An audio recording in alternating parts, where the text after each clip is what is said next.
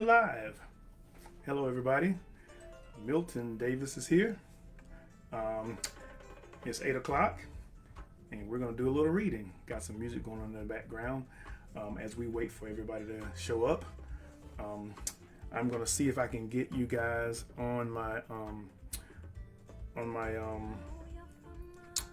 cell phone as well, because for some odd reason, I'm not able to see your comments when I'm not here.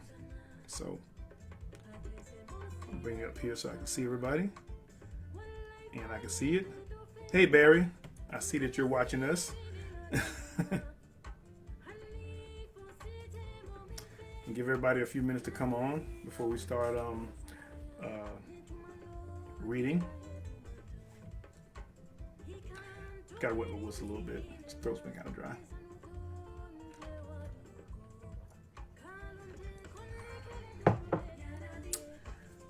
It's July 1st. Hope everybody's ready for this month.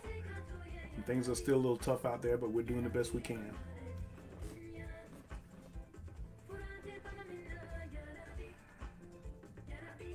Hey Barry, how you doing, man?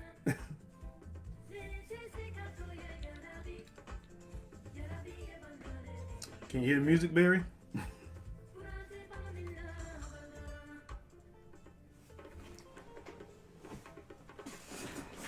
Let's set up a little bit here.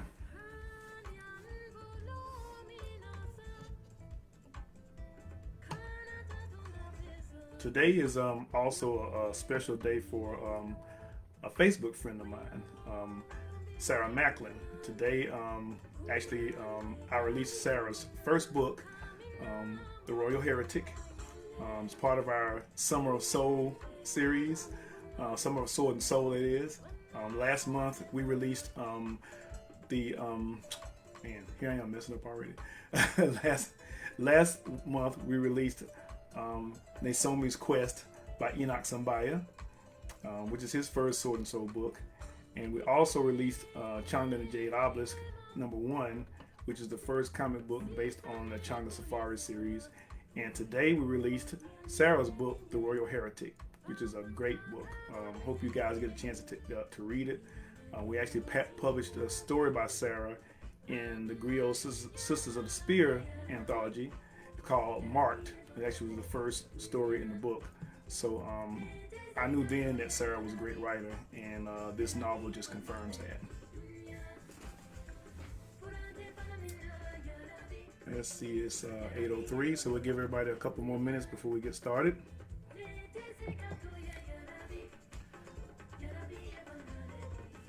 Balagoon! What's up, man?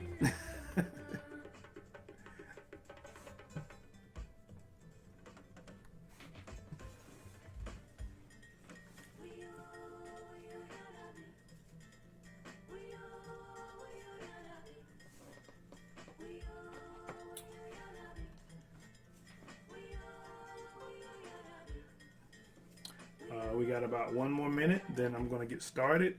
Give you some background on the story I'm going to read tonight, and then we'll get right into it. You can barely see my t-shirt. I'm wearing Fire Magazine t-shirt. Big supporter.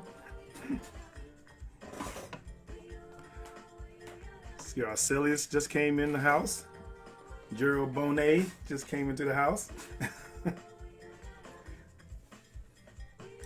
A little bit more water, y'all.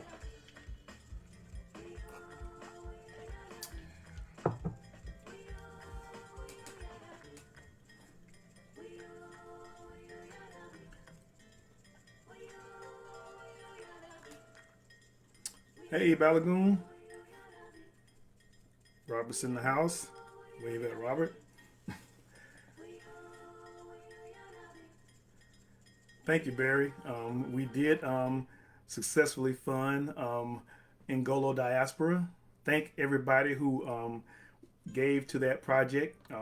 It's going to be a great project, African martial arts comic book series, working with Peter Daniel from Peta Studios out of Lagos, and also working with my partner in crime, Balagoon Ojitade, who was very instrumental in putting this script together based on his knowledge and his expertise in African martial arts.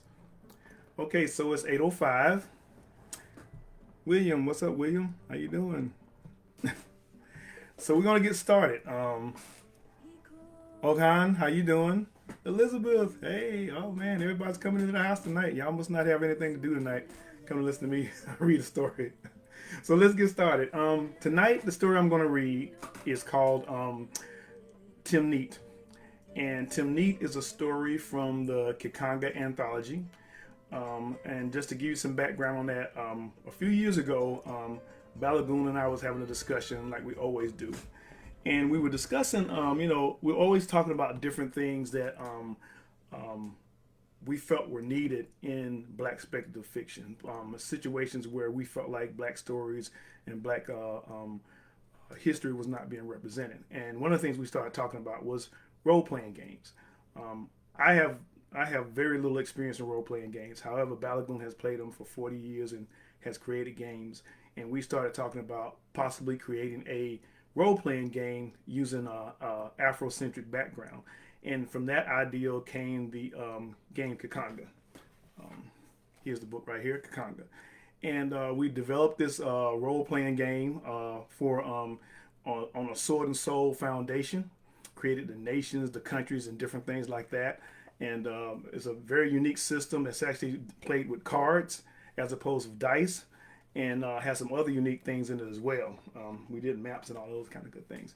But once we created the game, we also thought about how do we get people into the game, because we knew that a lot of people weren't into Sword and Soul, and we knew a lot of people weren't into African history and culture and how we use it.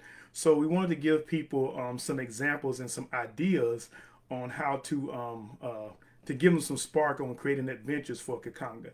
And that's when we came up with the ideal of the Ki Khanga Anthology. This is the Ki Khanga Anthology. We basically, him and I basically wrote a number of stories to kind of spark ideals. The first stories start out kind of short, but as we get into the book, the stories get longer and longer. And again, the objective of the book and the anthology was to give ideals to players and to the griots, which is what we call our game master. Give ideals for the griots in order to be able to develop adventures for the players. The story I'm reading tonight, Timneet, has a particular background to it itself. Sometimes as a writer, as an author, I try to challenge myself. And I've been writing Sword and Soul for a while, and most of my stories were like action-packed, sword fighting, all that kind of stuff like that. So I thought about it, I said, is it possible to write a Sword and Soul story without the action? Could I tell this story in a way where the action wasn't the central part of it? And so it was kind of a challenge to me, and that's where the whole ideal of Timneet. It was also inspired by a piece of art that I saw. Well, it was actually a photo that I saw online, which was this very beautiful woman. And I just looked at this picture and I was like, man, this person could be a major character in the story. And so I kind of built the story around her, and then, challenged myself with writing the story without the action part. And I almost made it. So I did a pretty good job. I got like 90% through it like that. Gonna jump right into it. Say hello to a couple of people. I see Rodney Turner's here. Hey, Rodney. Hey, Elizabeth. Hey, John Robinson. John, thank you for supporting the Ki Khanga, supporting the Kickstarter. And, one of the reasons that it's successful. I see John is here. John Grant is here from across the pond. So without any further ado, I'm going to start and read to you guys Timneet. The white haze enveloping Shaigu seeped into his nostrils and cleansed his mind. He lounged in paradise again, surrounded by swaying date trees and grinning servants carrying silver platters filled with foods of every delicious description. Below the dais, dancers cavorted. Voluptuous men and women whose dress, movement, and manner hinted the pleasures to come. Above it all sat the teacher on his gilded stool, his body hidden by layers of elaborate tobes, his smiling countenance overseeing every activity in his walled sanctuary. Saigu had been blessed to be chosen. He was smiling when Pandari's firm hand gripped his shoulder and shook him hard. That's enough, his blood brother said. We must go. Shaigu's first instinct was to slap Pandari's hand away, but his brother was right. He inhaled one last time, then crawled out of the vision tent. Pandari stood over him, wrapped in robes to protect himself from the desert sun. I hope you are renewed, he said, disapproval heavy in his voice. Shaigu stood, then knocked the dust from his clothes. It was a futile gesture, but it came instinctively. He was a man of the forest and was not used to the constant sand of this vast emptiness. The dry air killed the haze effect quickly, leaving Shaigu with only his wheel and his camel. Pandari looked into the horizon, his hands shielding his eyes. Green mountains signaled the end of the desert and the beginning of a more temperate environment. Another day's travel at least, maybe two, he judged. Shaigu broke down the tent and folded it neatly. He stuffed it into his canvas case, then secured it onto his back. I hope it's one day, he said. We don't have much food left. It's your fault, Pandari chided him. You eat like we're still in paradise. You must discipline yourself. We have to make the right impression when we enter Sala. We must be starving acolytes, not well-fed merchants. Shaigu said nothing. It was easy for Pandari to make such statements. He was eating just as much, if not more. But he was right. This was not a trip to a market or a search for potent herbs. They journeyed to Sala to kill a man, a dangerous man whose very existence threatened not only the school, but the life of teacher. As always, Pandari was correct. The green hills beckoned them on took 3 days to reach, 3 long, hunger-filled days. By the time they reached Sala's gates, there was no need to pretend. They were starving.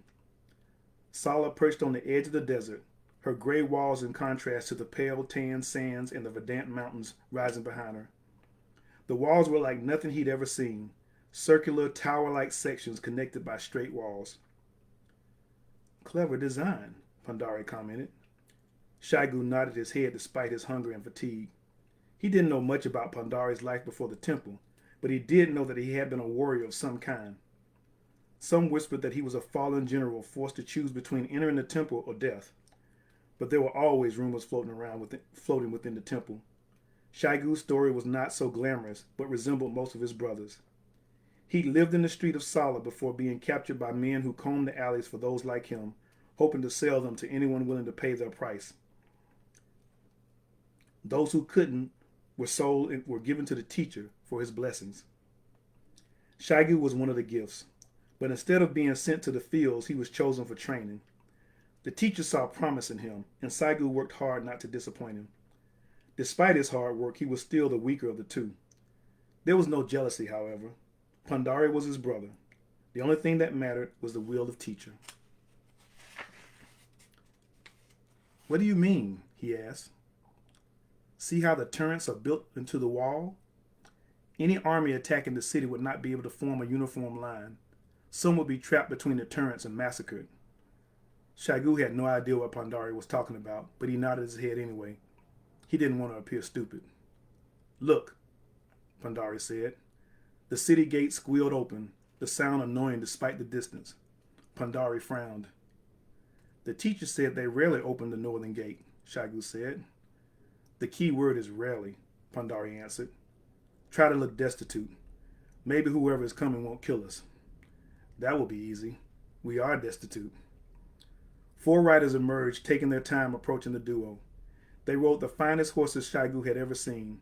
Colorful robes covered their lean bodies, their heads crowned in turbans. Only their ebony faces were exposed. Sabers hung from finely crafted baldricks draped over their shoulders. A quiver of arrows bounced against their horses' rumps beside their bows. Pandari and Shaigu stopped as the riders circled them, inspecting them with their intense brown eyes. Who are you?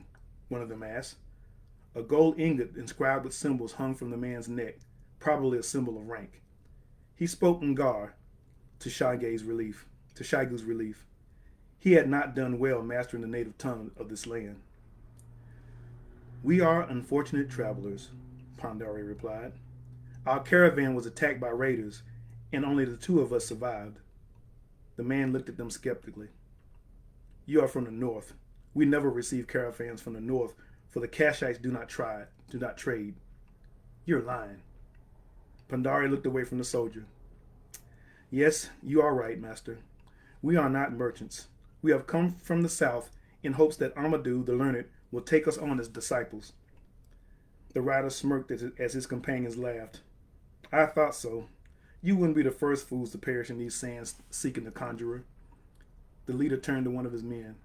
Kai, give him your provision bag. Kai guided his horse to them and tossed him a leather bag. Shaigu caught the bag and began to open it.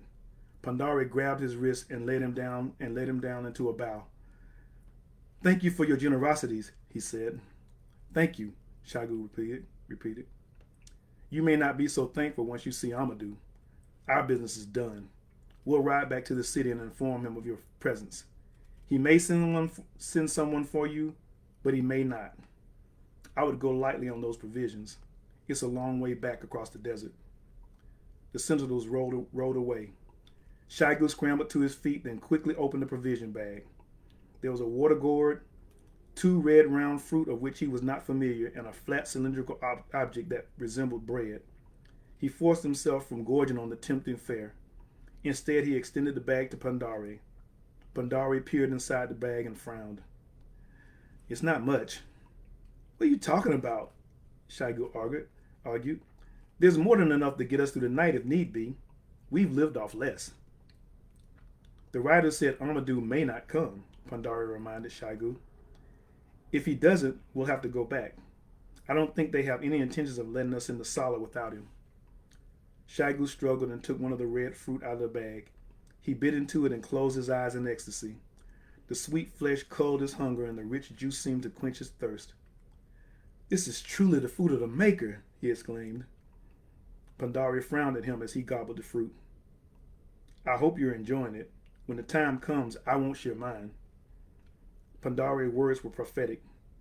For 7 days they waited, their food and strength dwindling away. Pandari, despite his warning, shared his fruit with Shange after the water gourd was empty. They nibbled on moist bread on the 5th day, their desperate eyes locked on the city gates. By the morning of the 7th, their food was exhausted, as they were. Shaigu lay on his back beside Pandari, staring into the afternoon sky. The bright sun did not affect him. He was too fatigued to care. They had failed the teacher. Maybe their bones would be of some help to the next assassins, a sign that their quest would be futile. As he closed his eyes for what he hoped wouldn't be the last time, a shadow intruded on his light. Are you alive? The voice asked. Shaigu nodded his head. You're tough ones. That could be useful. Coarse hands grabbed around his wrists and ankles, then lifted him up from the hot sand. They carried him a short distance, then placed him gently on a wooden board. Is the other one alive? A voice called out. Yes, someone replied. He's talking. Moments later, Shaigu felt a body touch his. Where are you taking us? He heard Pandari croak. To Sala, the now familiar voice replied. Shaigu turned his head toward Pandari. His brother looked at him as well, a weak smile on his face. See, Pandari said. This was a test. They lurched and rocked slowly. They were in a wagon of some kind, but the details didn't matter. They were on their way into Sala. Their mission was still intact. Shaigu managed to sit up. They rode in a 2-wheeled cart drawn by a donkey. 2 tall men walked on either side of the beast, both draped in white shirts that fell to their knees. Flat conical caps covered their heads. Here, a voice said. He turned to his right to see a third man. He was young, probably barely in his initiation rites. 2 ritual scars adorned his cheeks, a sign of his successful passage into manhood. He was dressed similar to the other men. The only exception was a red beaded belt riding low on his waist. He extended a water gourd to Shaigu. I am Cacao, he said.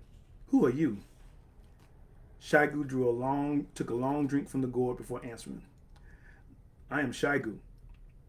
Cacao gestured by Shaigu. He turned to see Pandari frowning at him, his hand extended. Oh, I'm sorry, my brother. He handed the gourd over quickly. You are a selfish man, Shaigu, Cacao said. How do you know this? Shaigu challenged him. A man reveals himself in his actions, not his words, said Cacao. Wise words from such a young mouth, Pandari said. Cacao grinned. They are not my words. They are Amadou's. We have traveled far to see him, Pandari said. It's our hope that he'll take us on as students. Cacao's smile faded. That is not possible. Amadou rarely takes students, especially those who are not Busala. His skills are unique and essential to the defense of our city. We are simple folks, Pandari said. All we wish is to sit at the feet of your master and learn enough of his wisdom to help our people. It's all we ask. You're wasting your pretty talk on me, Cacao replied. My teacher has arranged lodging and food for you. You can stay until you are fit to go home. Cacao moved closer to both men. Do not take advantage of my teacher's benevolence. It would not go well for you if you tried. Shaigu gave Pandari a worried glance. Pandari shook his head angrily and Shaigu dropped his head in shame. He was giving in too easy. There was still a chance they could see Amadou. At least they were entering the city. It was better than starving to death in the desert. The Sala's gates opened wide for the small entourage. Shaigu expected the musky odor of a populated city, but instead his senses were greeted by an intoxicating blend of herbs and incense. The two men sat up to see the sights of Sala and were taken aback. Shaigu pinched his lips together to keep from uttering the words of praise. The city was the closest the two had come to experiencing paradise since they left its gilded walls.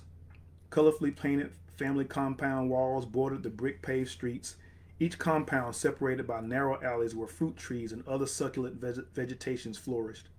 The people traveled in the wide avenues on ox-drawn wagons, camels, donkeys, and horses, while others walked leisurely along the mud-packed sidewalks. Their garments were as gaily colored as their buildings, the men covered in large shirts that draped to their knees, the women garbed in dazzling dresses that bunched tight at their waists and emphasized their comely figures. Before them was the first marketplace, but Cacao guided their wagon onto a narrow road that bypassed the bustling bazaar. The street they followed was quieter but no less colorful, the vegetation a bit more unruly. They traveled a few moments longer before stopping in front of a tall building adorned with the most beautifully carved doors Shaigu had ever seen. Cacao knocked and the door opened immediately. Good blessings to you, Cacao said. And to you, Cacao, a soft male voice answered. What does your teacher wish of me today? I have two men from the desert that need lodging until they are fit to go home, he said. I will see to it, the man replied. Cacao stepped away and the man emerged from the building. He was a giant, towering over Cacao like an acacia over the grass. He strode to the wagon and bent closer, his eyes squinting. Welcome to my hostel, he said gently. I am Ogbe. I am honored to have you as guest. Come, we will see to your needs. Shaigu and Pandari climbed from the wagon. Pandari approached Cacao, then bowed. Please thank your teacher for us, he said humbly. Though we are saddened he will not see us, we wish him well. Cacao bowed in return. Take care, both of you. Your determination will not go unrewarded. Shaigu bowed as well, watching Cacao as he climbed into the wagon and rode away. Ogbe clapped his huge hands. Come now, we will get you out of those dusty clothes and get a good meal inside you. The duo followed Ogbe into the hostel. The foyer was sparse, a plain wooden bench propped against the right wall, a pedestal with a wash bowl to their left. Ogbe gestured toward the bowl, and both men washed their faces and hands with the cloth towels hanging on pegs nearby. A carpeted hallway extended before them. Ogbe removed his shoes, and so did Shaigu and Pandari. I will take you to the baths first, he said. One must be clean before a meal, don't you think? Shaigu didn't agree but nodded anyway, following Pandari's lead. He was starving. He could eat a piece of bread covered with mud from a pigsty if he could. He reluctantly followed Ogbe to a large room at the end of the hallway. A cool breeze escaped from the room, drawing Shaigu toward its source. A clear pool of water shimmered before them, held in a bowl of hardened clay. Ogbe reached into the depression along the wall and extracted 2 gourds. Here, this is drinking water.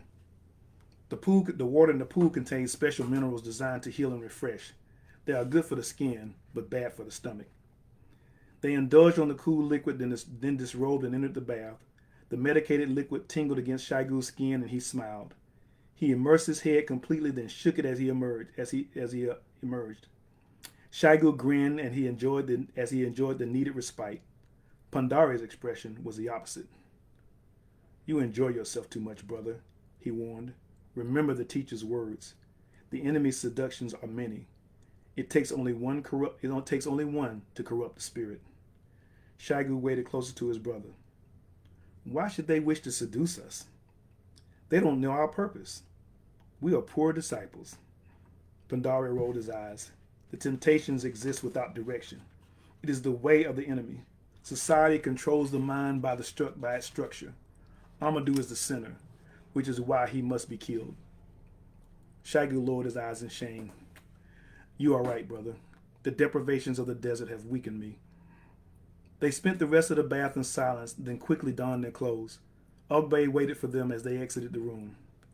That's much better, he said. Now no one will think you are camels. Come, it's time to satisfy your stomachs. Ogbay led them down the hallway.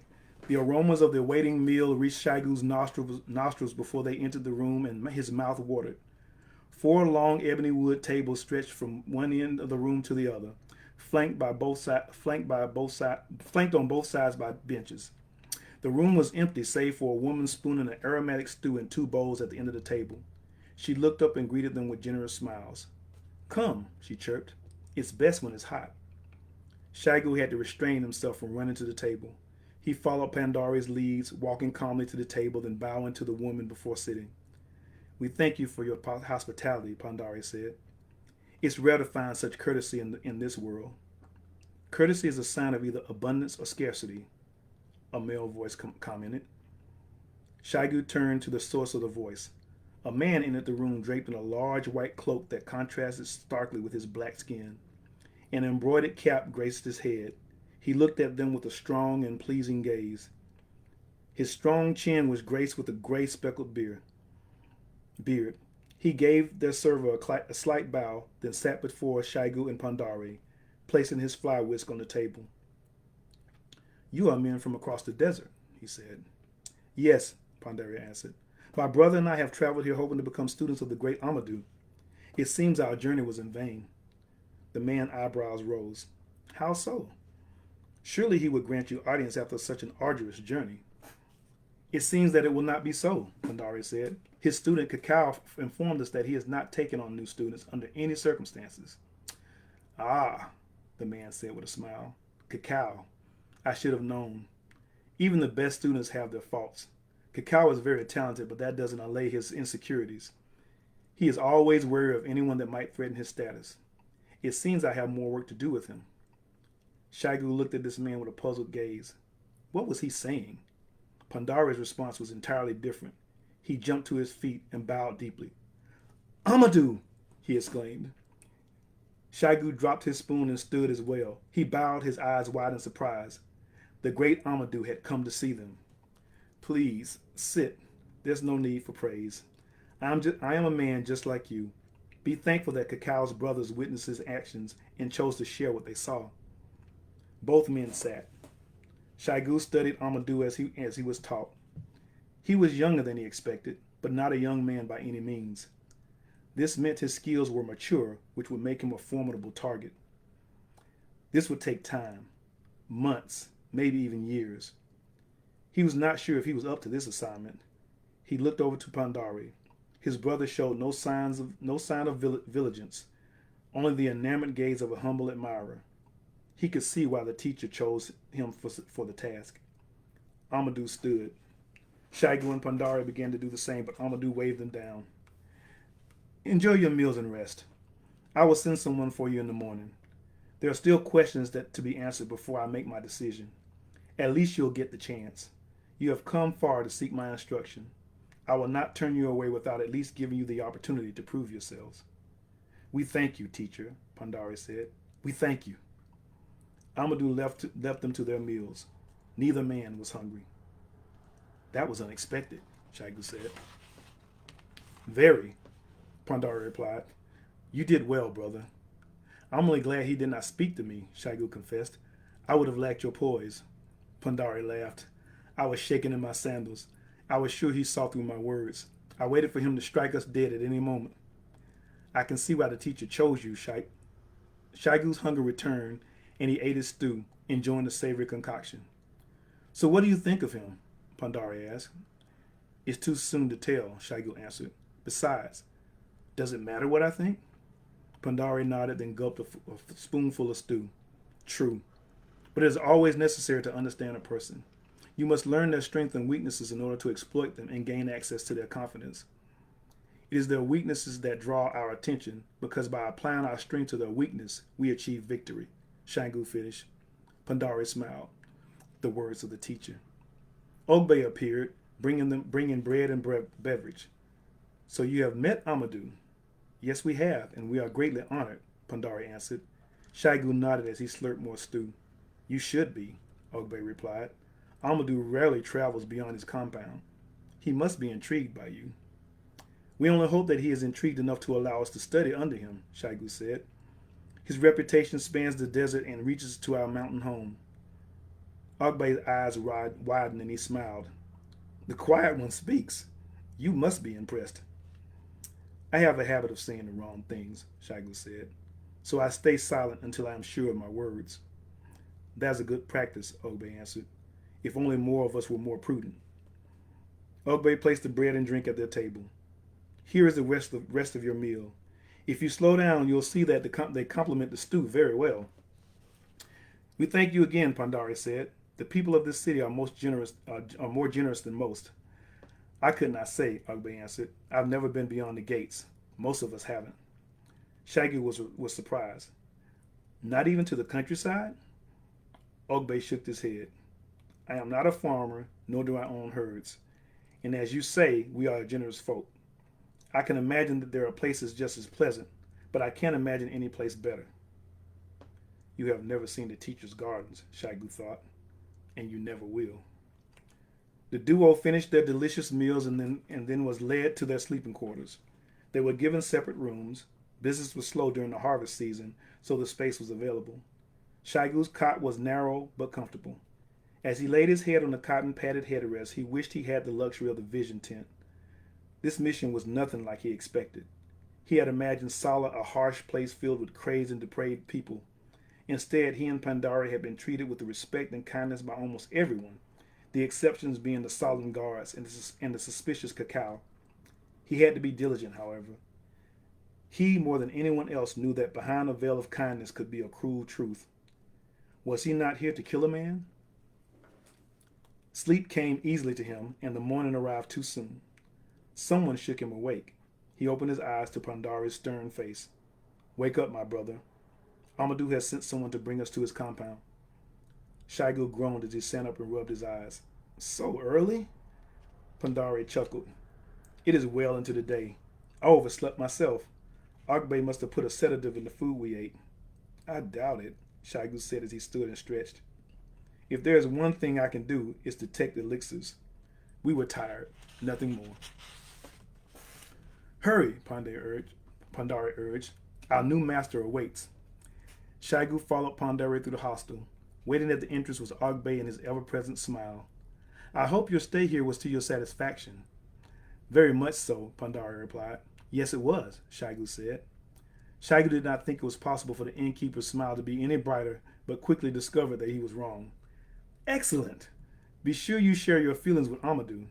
The men both bowed. We will. They stepped through the door into the daylight and were greeted by a familiar face. Greetings to you, Cacao said. Amadou's student forced a smile on his face. Pandari nodded respectfully while Shaigu looked away to hide his smug grin. Amadou wishes me to bring you to his compound. Come. He turned away abruptly and walked rapidly away. Pandari and Shaigu scampered to catch up with him. Thank you for your help, Pandari said. Don't thank me, Cacao replied. I still believe you both should be on your way back to wherever you came from. But Amadou disagrees, Shaigu said. Both Pandari and Cacao turned to glare at him. Shaigu lowered his head and cursed himself silently. Amadou is my teacher, Cacao said. But we do not always agree. He is a great man, but he is not always right. Even he is not perfect. They walked in silence afterwards, exiting the narrow street to the broad avenue that led to the city center. The homes along the street became grander as they progressed, large stone structures surrounded by high walls and well-kept vegetation. They passed through the crowded market where they almost lost their reluctant guide, but managed to find him on the other side of the crowded venue. They finally reached Amadou's compound. Shaigu was not surprised at what he saw. It was modest and nondescript, a reflection of the teacher's facade. What did surprise him was the openness of the place. There was a constant flow of people in and out of the gates. The men and women were not unusual, but it was the presence of the children that caught his eye. Boys and girls from infants to adolescents were everywhere, laughing, crying, working, and playing among the adults. Does Amadou teach children as well? Pandari asked. Of course not, Cacao replied. These are his children, his nieces, and his nephews. He allows them into the school? Shaigu asked. Cacao spun to confront the two, an annoyed look on his face. Amadou has no school. When you are selected as a student, you are chosen to be part of his family. This is his family compound. Cacao turned about and led them into the compound. A few curious eyes followed them as they entered. Their plain white garb made them stand out among the bright and varied colors of solemn dress. There were a number of buildings within the walls, each belonging to a separate family. Cacao led them to the largest, rectangular structure that contrasted with cylindrical homes. Amadou sat before the entrance, surrounded by children, their wide eyes locked on his smiling face. I thought you said he didn't teach children, Shaigu observed. He does not teach them what you seek, Cacao snapped. They stood behind the children. Stay here, Cacao said. Amadou will talk to you when he is done with the children. I must tend to my duties. He marched away, sharing a parting glare at them before joining a group of men at the compound gate. Together they left the compound. Shaigu and Pandari turned to Amadou. He spoke to the children in the language of the city, his tone gentle and engaging. They repeated some of the words and sang others, each child never taking their eyes off the teacher. Finally, Amadou stood, and the children did as well. He raised his arms, and they scattered like gazelle, giggling and screaming as they ran to their homes. Amadou greeted them with a wide grin. Welcome to my home, he said. I see Cacao brought you all the way this time. Both men bowed. He was most attentive, Pandari said. Amadou laughed. There's no need to lie to me, Pandari. Cacao shouted loud enough to wake the ancestors when I asked him to bring you here. Do not expect to have his help. You will have to win him over. I don't think we can, Shaigu said. Anything is possible, Amadou replied. All it takes is perseverance and persistence. But you are not here to know whether or not I will allow you into my family. I'm curious to know if I will too. Amadou gestured for them to follow. They entered the rectangular building. The building was empty except for a collection of carved masks that hung from the walls. There were no chairs or stools, no pedestals or daises. They followed Amadou to the center of the room. They stood together, Amadou smiling. Teacher, what are we to do? Pandari asked. We're waiting for someone, he answered. Who? Shaigu asked. We are waiting for my wife, Timneet, Amadou answered. No one enters the family without her approval. I am here, a woman's voice announced. Shaigu looked to the entrance. Timneet sauntered into the building, a smile on her youthful face. The green head wrap hiding her hair contrasted with her smooth black skin and complemented the green patterned dress hugging her slim but shapely frame. Her numerous bracelets jangled with her steps as she approached them.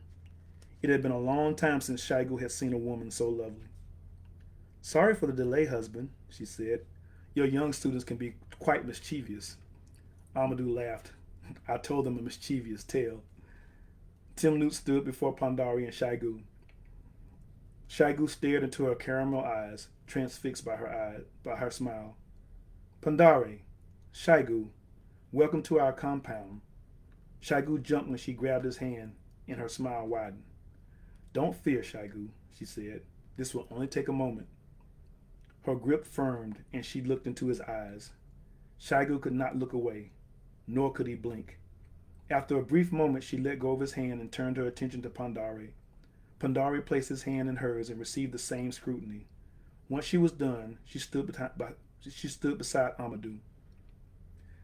"Welcome to our family," she announced. Pandari bowed to the couple. Shaigu bowed as well, joyous that he had passed Timneet's mysterious inspection. "Pandari, you will come with me," Amadou said. "Shaigu, please go with Timneet." The two men looked at each other, puzzled with puzzled expressions. Shaigu fought to hide his apprehension. "This is our way," Amadou assured them. "Shaigu, please follow Timneet." Shaigu glanced at Pandari and Pandari nodded. Timneet walked toward the entrance, Shaigu following. He caught up with her as they emerged into the sunlight. "Mistress, where are we going?" Shaigu asked. "I will give you a tour of the compound, then we will assign your duties," Timneet replied. "We have a big compound and a bigger family. Everyone has a duty." "Is this part of my teaching?" he asked. Timneet's face became serious. "You are not ready for teaching yet, Shaigu."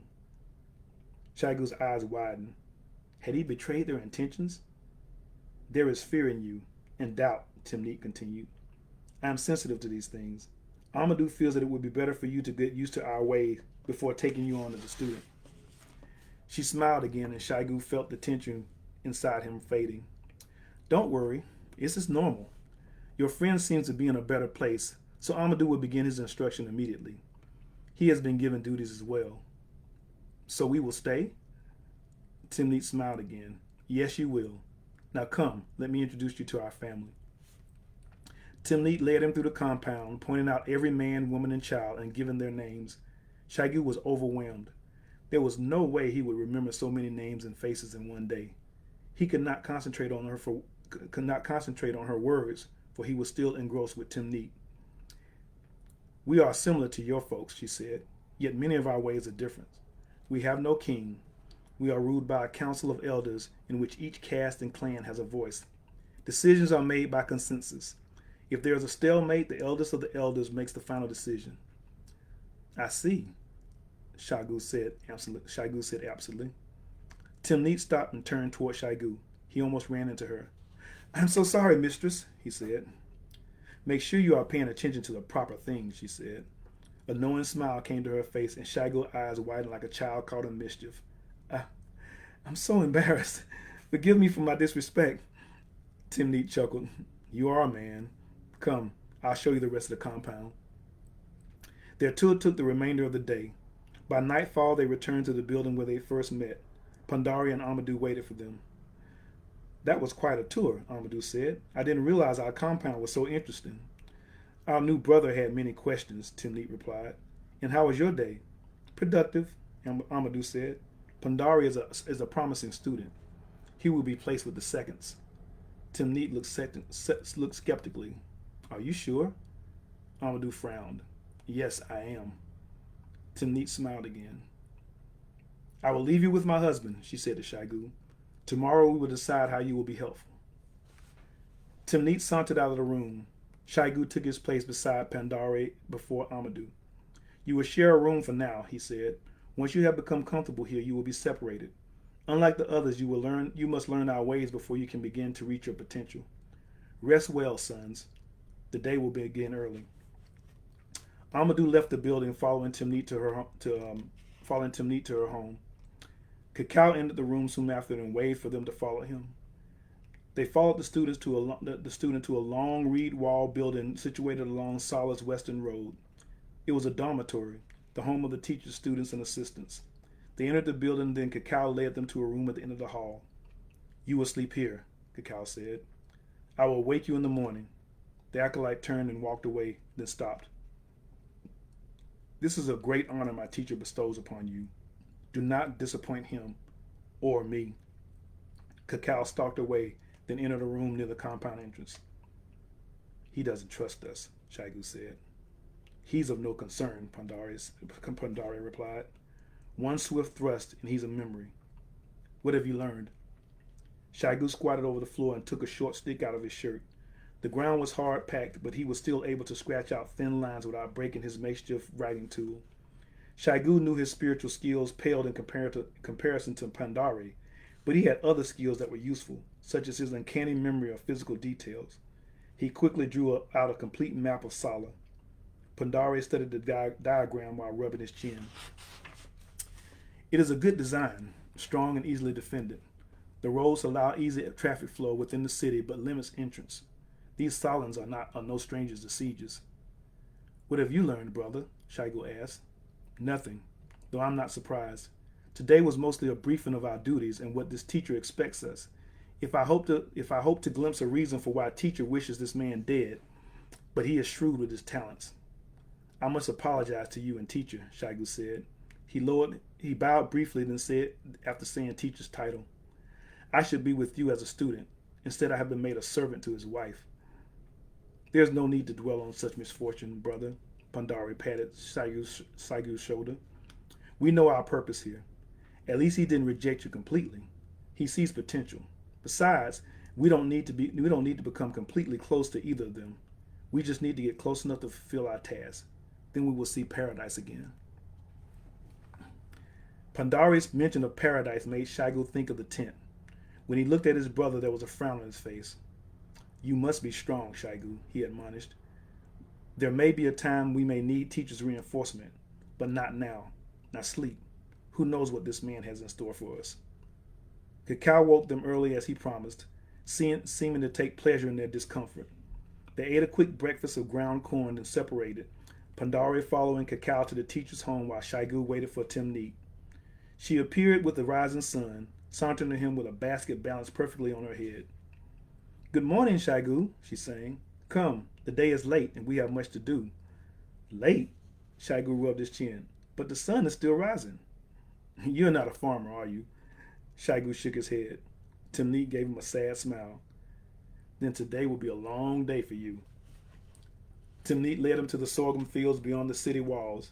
The people harvesting the grain seemed to have been at work for hours.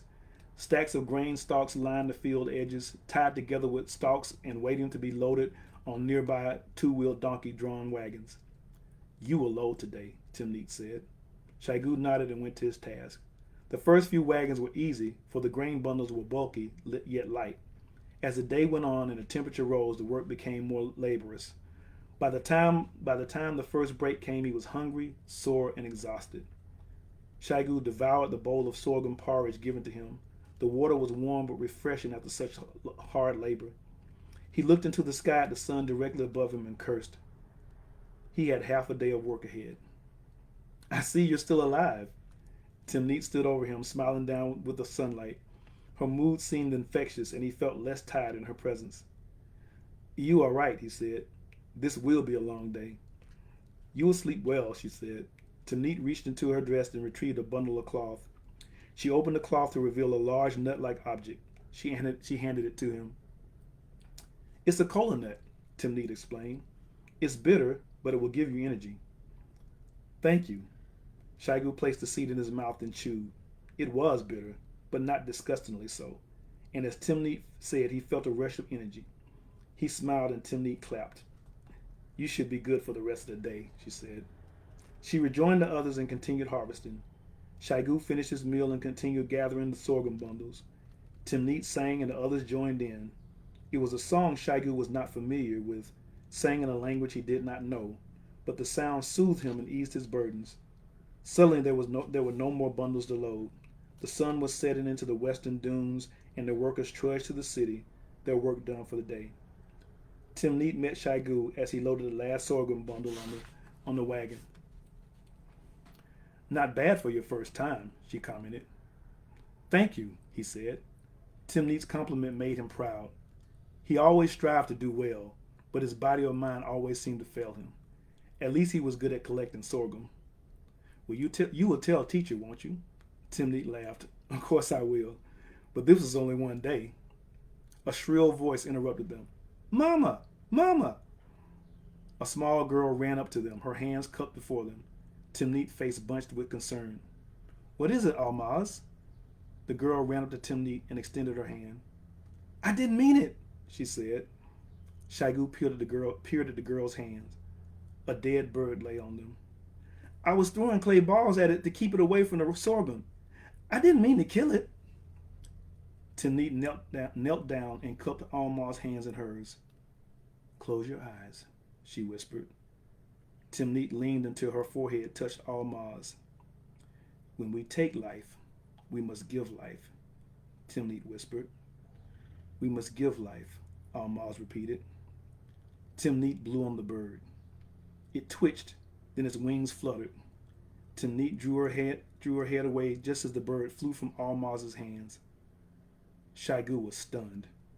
He'd seen Teacher do many things, but never had he seen him restore life. If Timneet possessed such powers, what was Amadou capable of? Thank you, Mama. Almaz jumped at Timneet and Timneet caught her in an embrace.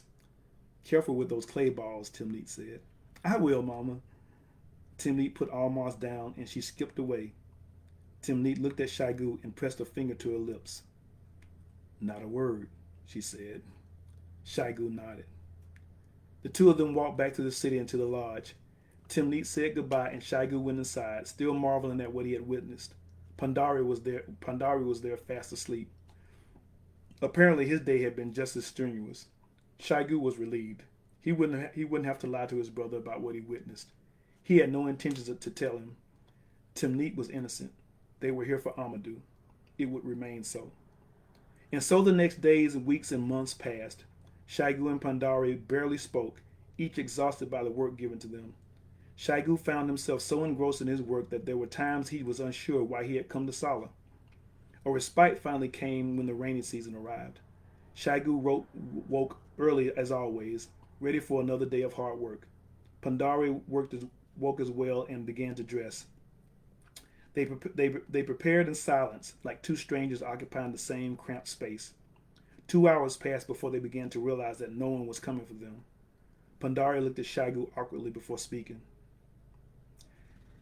This is not what I expected, he finally said. Shaigu nodded in agreement. I thought I would hate them. I thought so as well, Pandari agreed. Amadou is a wise man. He has taught me things I never knew. His wife is helpful as well, Shaigu said.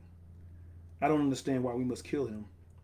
Shaigu's words seemed to spark something in Pandari. His face went firm, his eyes focused. Secure the door, he ordered. Shaigu pushed his cot against the door. Pandari opened his bag and extracted the tent. The room was cramped, but there was just enough space. He made a small fire and placed the incense pot directly on the fire. Soon the tent was filled with the thick fumes of illusion. Shaigu shut his eyes and opened his mind to the effect, eager to be in paradise. Instead, he found himself standing in a sorghum field surrounded by recently harvested grain. He heard a familiar laugh behind him, and he turned to gaze into the face of Timneet. She stood before him, her arms open wide, her smile sensual and inviting. He stumbled to her like a drunken man, wrapping his arms around her narrow waist as she lay arms on his shoulder and cradled his head. She smelled of sweet sorghum and jasmine, and he inhaled her like air. Tell me your secrets, she whispered. Share your life with me. This was not the dream he was supposed to have. He tried to take control of the image he had been as he had been taught, working his mind to create some familiar totem that would bring him back to paradise. But every path was filled with Timneet. Shaigu was thankful when the incense was spent. He kept his head low, afraid to look at his blood brother because of what his expression would reveal. When he finally looked up, he was surprised to see Pandari's face, what was displayed by his. We must strike soon, brother, Pandari said with a quivering voice. Sala has wounded our faith. We can only restore it by fulfilling our duty. Paradise will be close to us until then. Shange nodded. Good night, brother, Pandari said. Remember, we must strike soon. Sleep did not bring Shaigu any respite.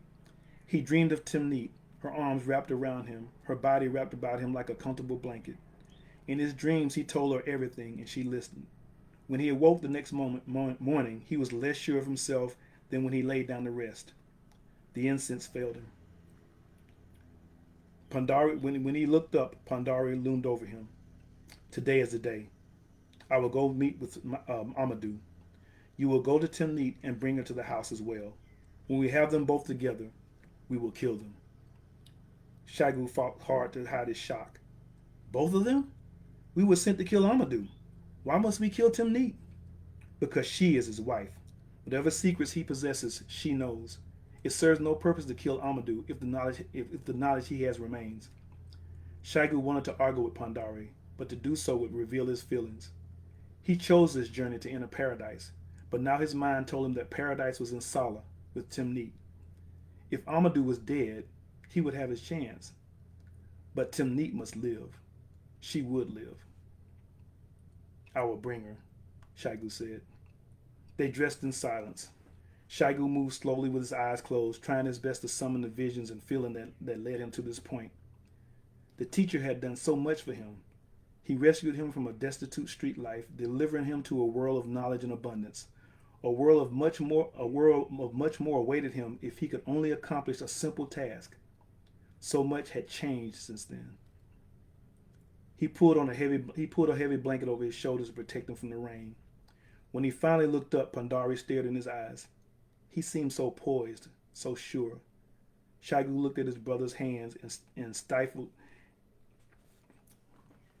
and spotted the shiver that threatened to take over his body. Pandari held the blade in his hand, the hilt extended toward Shaigu. He took the knife and hid it in his clothes.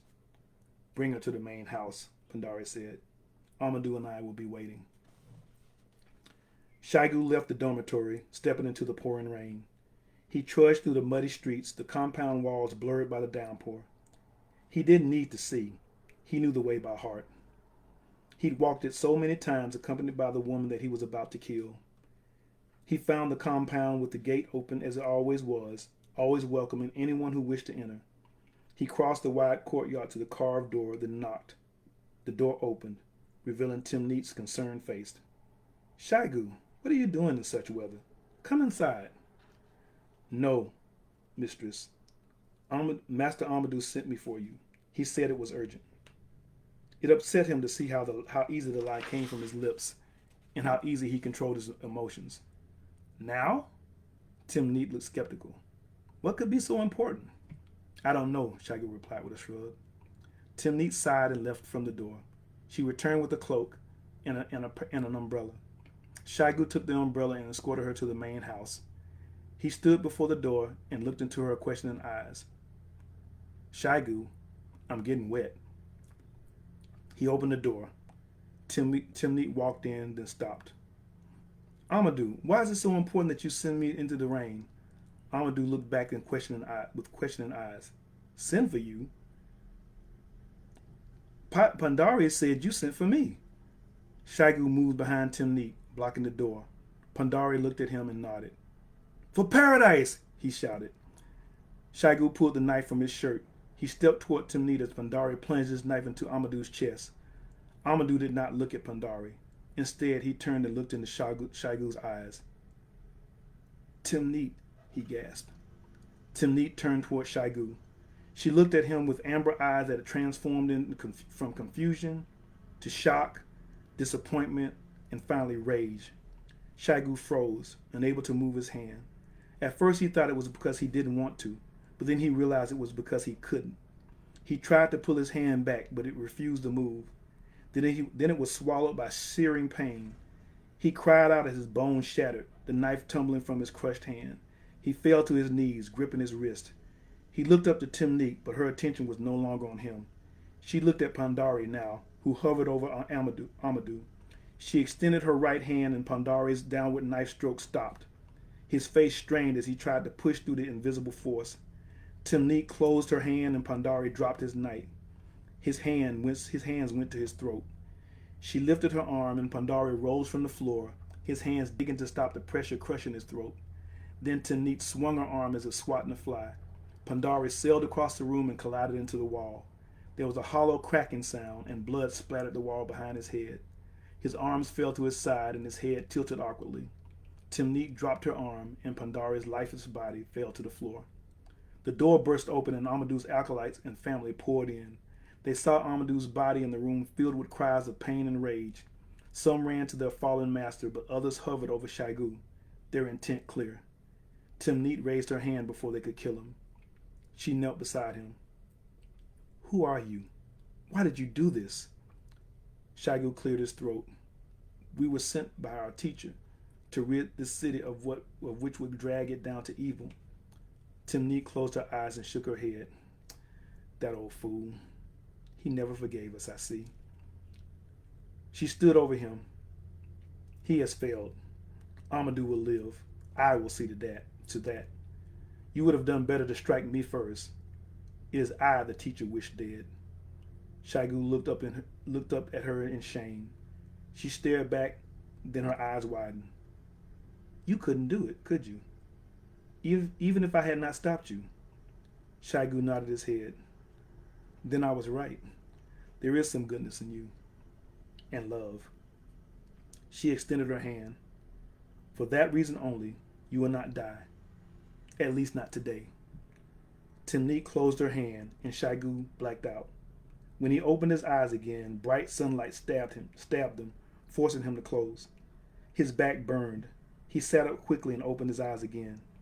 He was surrounded by sand and dunes, the sun high overhead. He looked at his hand.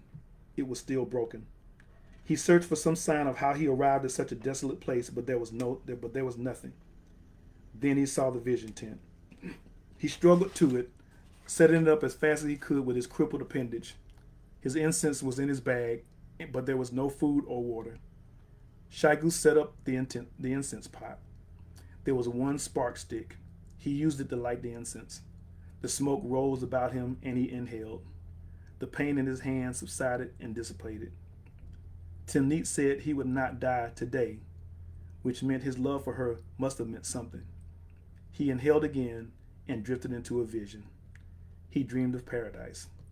He dreamed of Timneet. The end.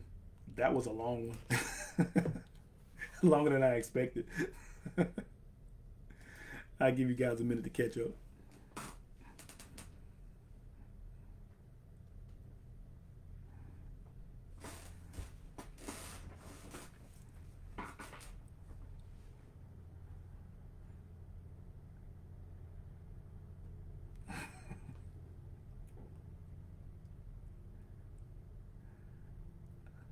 So that was Timneet. Again, it was an exercise in trying to write a story without a lot of fighting, although it did get kind of up there in the end. I hope you guys enjoyed it. If you get a chance, please take a look at the Ki Khanga Anthology. I've got quite a few copies here. Well, I got a couple of copies with me. If you decide to want to order something tonight, I could ship them out to you tomorrow, signed. Another book that I have that takes place in the Ki Khanga universe is Etta Blessed with Omari Kett. You might have heard me talk about Omari Kett, and you might have seen me advertising, but that's another book that is centered in the Ki Khanga Anthology, in the Ki Khanga universe as well. So if anybody has any questions, I actually can see the comments because of my phone. So I'm going to give everybody a few minutes to ask a few questions if you have any. And I'm going to wave at a few of y'all as well as I'm waiting.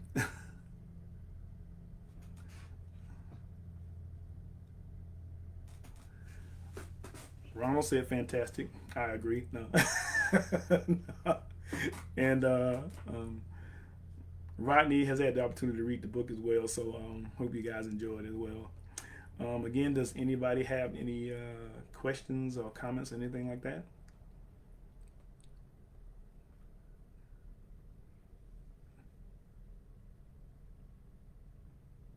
Yes, Omari Kett is the man.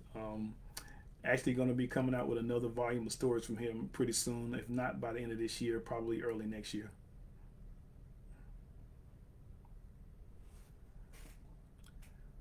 Okay, John asks, was I going to do a Mercurian, or has he missed that? No, I haven't read anything about the Mercurian yet. Actually, the first story that features the Mercurian is actually in a story collection. It's the I can't remember the name of it now. Tales from the Magician's Skull, and the story is called Epidemax Army, and it's actually the first story that I write that I've written that includes the Mercurian in it. The novel, the Mercurian novel, is going to be take place 10 years after the story that's in the magician's skull. The Mercurian will have gone through some changes during that time, and you'll actually be able to see it in the story. But no, I haven't read any Mercurian stories yet. Okay, Amal asks, are there any historical people that were the inspiration for Sala? Um, yes, actually. When I wrote this story, I was thinking about some of the empires of the Sahel, Mali, um, Songhai. I was actually thinking about that region. That's where you saw that's why it was placed in like the desert and the mountains that were green and verdant and stuff like that, and the grasslands and stuff. So the people of Sala were based on these Sahelian kingdoms. The Pandari and Shaigu were actually based on the original assassins. A lot of the details that I wrote about how they were going about going after Amadou were based on the tactics of the assassins during the Middle Age centuries and stuff like that. Okay, Pat asks, what is the name of my first story? Wow. Uh, mm, um, I can't even remember the first story I wrote. I mean, are you talking about it pertaining to um, the Ki Khanga Anthology or my first story in general? Because I've written a lot of stories over the past few years and stuff, so I don't really know the answer to that one right now. The name of my first novel, though, is Meji. Meji was the first novel I wrote, and there's actually a special edition out on that, which combines both books together the way it should be.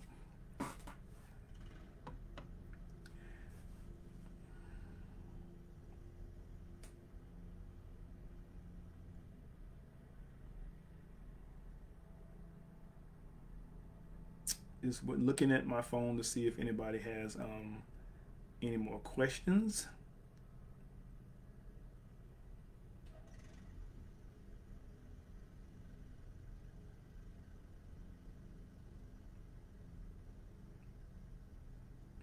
Okay, it doesn't seem to be any more questions.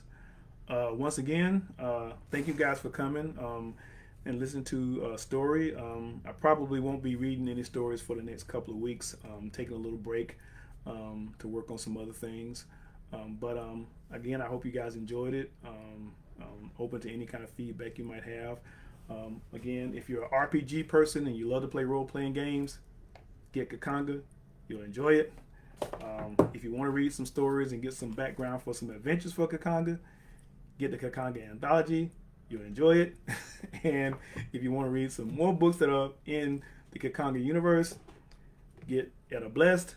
You'll enjoy it. And also we have some other novels that are take place in the Ki Khanga world as well. Okay, I got another question here. Balagoon says, when are you going to cosplay as Omari Kit as you read? Don't hold your breath for that one. I don't think you won't see that one for a minute. Yeah, you might get me to wear my Fulani hat, but as far as cosplay, I don't think that's gonna happen.